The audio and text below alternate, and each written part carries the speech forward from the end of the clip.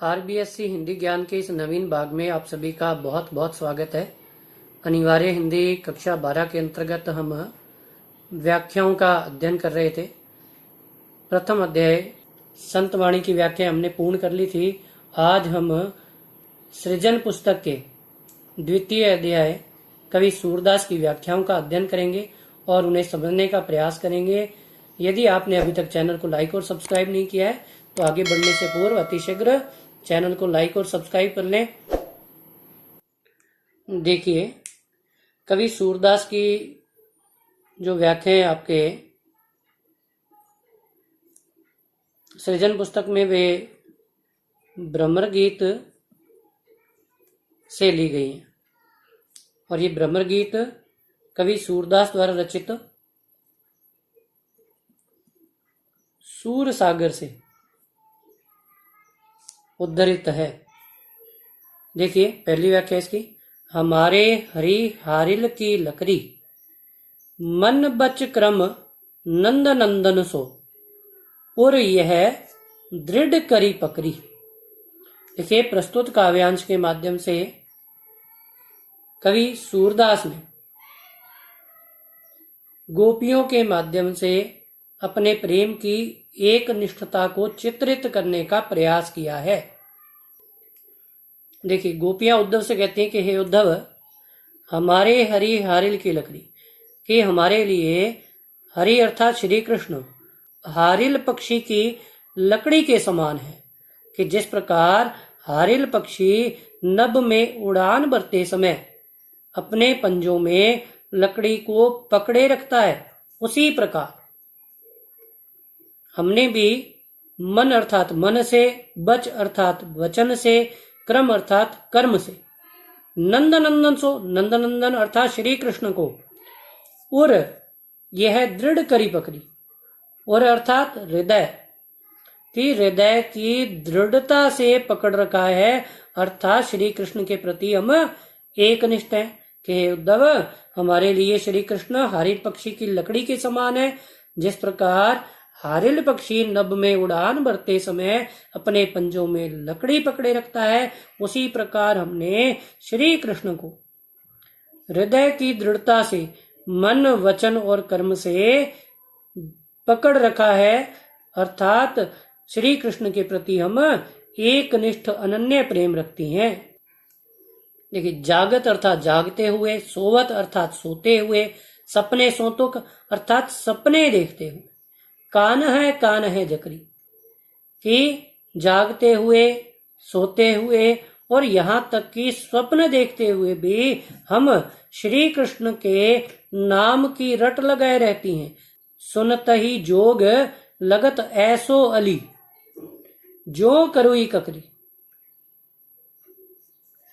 कि हे उद्धव, तुम्हारे ज्ञान योग की, जोग यानी ज्ञान योग की बातों को सुनकर हमें ऐसा प्रतीत होता है कि जैसे हमने किसी करुई अर्थात कड़वी, ककरी अर्थात ककड़ी, कड़वी ककड़ी का पान कर लिया हो। सोई व्याधि, वह रोग, व्याधि अर्थात रोग, हमें ले आए देखी सुनी ना करी। कि तुम तो हमारे लिए वह रोग ले आए हो जिसे ना तो हमने कभी देखा है, ना सुना है और ना ही कभी भोग किया है, अर्थात ना कभी वहन किया है। यह तो सूर तिन है ले दीजिए जिनके मन जकरी।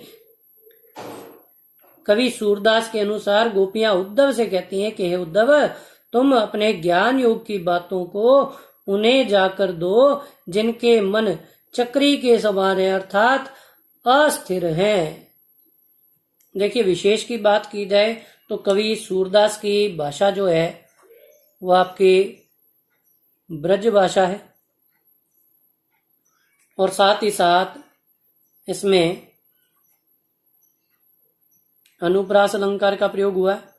ये देखिए, ह वर्ण की आवृत्ति मिल रही है, यहाँ अनुप्रास अलंकार का प्रयोग हुआ है। और मन बच क्रम नंद नंदन सो और यह दृढ़ करी पकड़ी, यहाँ आपका उपमा अलंकार का प्रयोग हुआ है। और साथ ही साथ गोपियों ने प्रेम की एक निष्ठता को चित्रित करने का प्रयास किया है। देखिए अगली व्याख्या। हम तो दूहू भांति फल पायो, जो ब्रिज नात मिले तो नीको, जात नातरु जग जस गायो। देखिए इसमें प्रसंग में आप ये कह सकते हैं कि प्रस्तुत काव्यांश के माध्यम से गोपियों ने श्री कृष्ण के प्रति अपनी भक्ति भावना को प्रतिपादित करने का प्रयास किया है। हम तो दूहू भांति फल पाए। गोपियां उद्धव से कहती है कि हे उद्धव, हमें तो दोनों प्रकार से, दूहू भांति, दूहू यानी दोनों, भांति यानी प्रकार, कि हमें तो दोनों प्रकार से, दोनों तरफ से हमें तो लाभ ही लाभ है, फल पायो, फल प्राप्त होगा। जो ब्रिजनाथ, ब्रिज के नाथ अर्थात श्री कृष्ण मिले, मिलते हैं, तो निको, निको का अर्थ है अच्छा है अथवा ठीक है, कि अगर श्री कृष्ण हमें मिलते हैं तब तो अच्छा है, ठीक है, क्योंकि उनके मिलने से हमें इस संसार रूपी भवसागर से मुक्ति मिल जाएगी, अर्थात हमें मोक्ष प्राप्त हो जाएगा। नातरु, नातरु का अर्थ है नहीं तो, जग अर्थात संसार, जश गायो, जश गायो का अर्थ है यश का गुणगान करेगा, कि अगर श्री कृष्ण नहीं भी मिलते हैं तो उनसे प्रेम करने के कारण यह संसार हमारे यश का गुणगान करेगा। कह वे गोकुल की गोपी सब वर्णहीन लघु जाति, वर्णहीन अर्थात निम्न वर्ण की, और लघु जाति अर्थात निम्न जाति की, छोटी जाति, कि हम गोकुल की गोपियों की क्या बिसात है, अर्थात हमारे जीवन का क्या अर्थ है, क्योंकि हम तो निम्न वर्ण की हैं और लघु जाति की हैं। कह वे कमला के स्वामी संग मिली बैठी एक पांति, फिर भी कमला के स्वामी अर्थात भगवान विष्णु, कि श्री कृष्ण तो भगवान विष्णु के अवतार हैं और हमें उनके साथ, संग यानी साथ, मिली बैठी एक पांति, कि एक पंक्ति में बैठने का अवसर प्राप्त हुआ है, अर्थात हमारा नाम उनके साथ जुड़ा है। एक पंक्ति में बैठने का अवसर प्राप्त हुआ है और हमारा नाम भी उनके साथ जुड़ा है। निगम ध्यान मुनि ज्ञान, निगम ध्यान का अर्थ है कि वेदों के वाक्यों का ज्ञान रखने वाले, मुनि ज्ञान, कि वे मुनि जो वेद वाक्यों का ज्ञान रखते हैं उनके लिए भी, अगोचर अर्थात अदृश्य, उनके लिए भी प्रभु श्री कृष्ण अदृश्य हैं, अगोचर हैं। ते भय घोष निवासी, घोष निवासी का अर्थ है अहीरों की बस्ती में निवास करने वाले,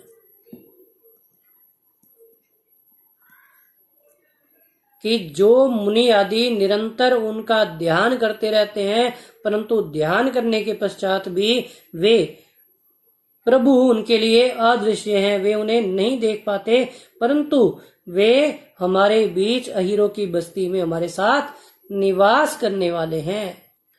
ता ऊपर अब सांच कहो दो, मुक्ति कौन की दासी, के हे उद्धव अब तुम ही कहो कि इससे बड़ा भाग्य अथवा इससे बड़ी मुक्ति क्या हो सकती है। देखिए प्रश्न कर रहे हैं, इसलिए प्रश्न के रूप में, जोग कथा पा लागो उदो ना कहू बारंबार, जोग कथा ज्ञान योग की कथा, पा लागो पैर लगती हैं, पैर पड़ती हैं, कि हे उद्धव हम तुम्हारे पैर पड़ती हैं, तुम अपने ज्ञान योग की कथा को बार बार ना कहो, अर्थात हमें मुक्ति की इच्छा नहीं है।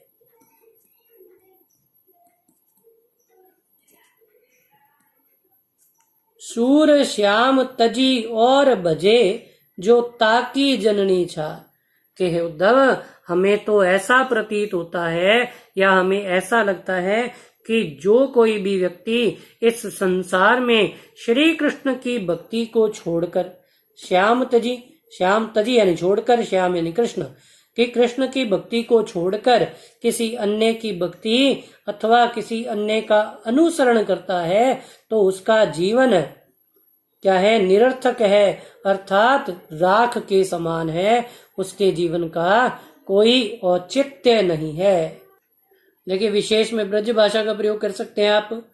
उसके साथ साथ ये कह सकते हैं कि प्रेम की एक निष्ठता को और ईश्वर के प्रति अपने अनन्य प्रेम को गोपी ने अभिव्यक्त किया है और अनुप्रास अलंकार का प्रयोग हुआ है। देखिए अगली व्याख्या। देखिए, बिलग का अर्थ होता है अलग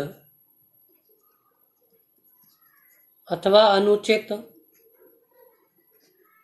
जनी यानी जानना,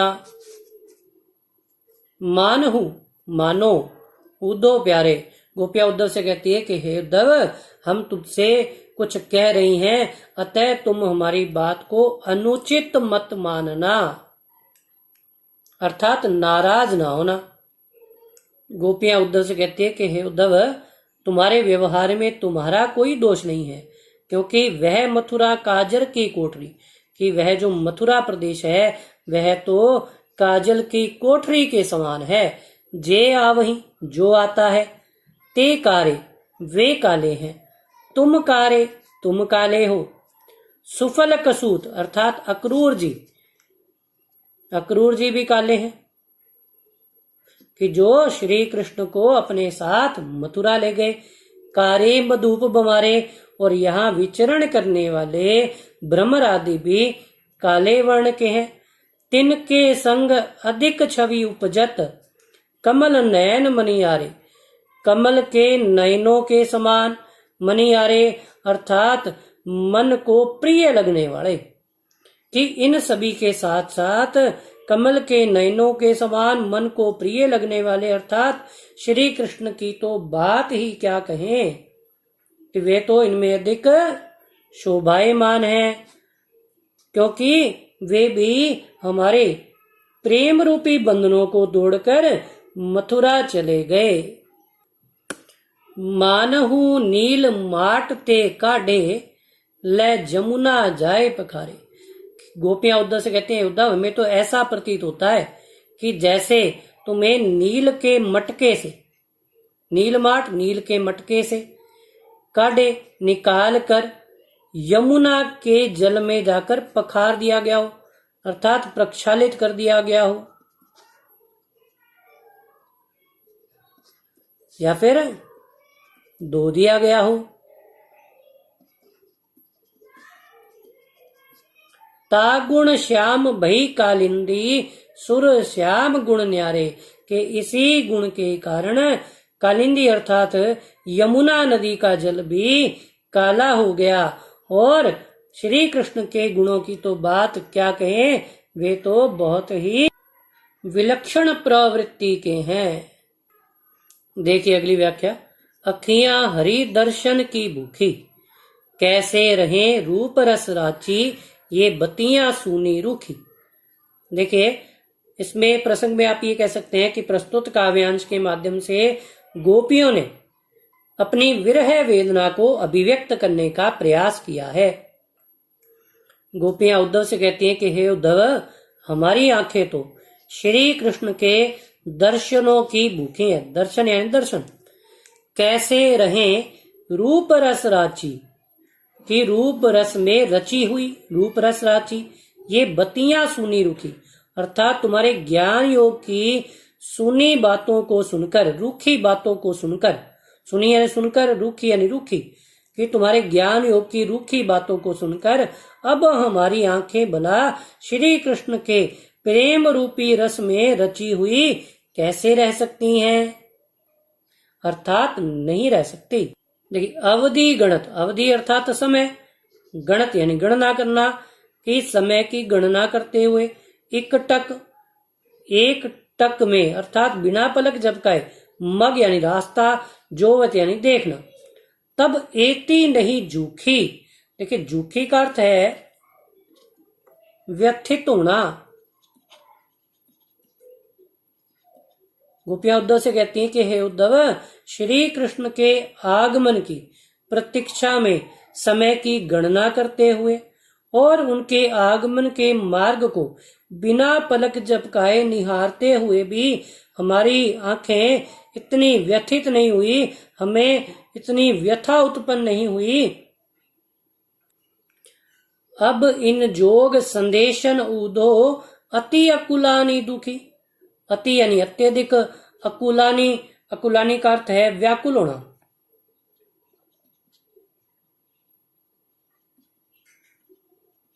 और दुखी यानी दुख। गोपियां उद्धव से कहती हैं कि हे उद्धव, अब तुम्हारे ज्ञान योग रूपी इन संदेशों को सुनकर, इन बातों को सुनकर ये अत्यधिक व्याकुल हो गई हैं और इन्हें दुख हो रहा है।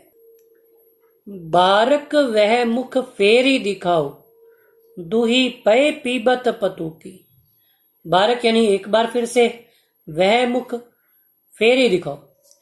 दूही पय, दूही पय का अर्थ है दूध, दूही का अर्थ होता है दूहना।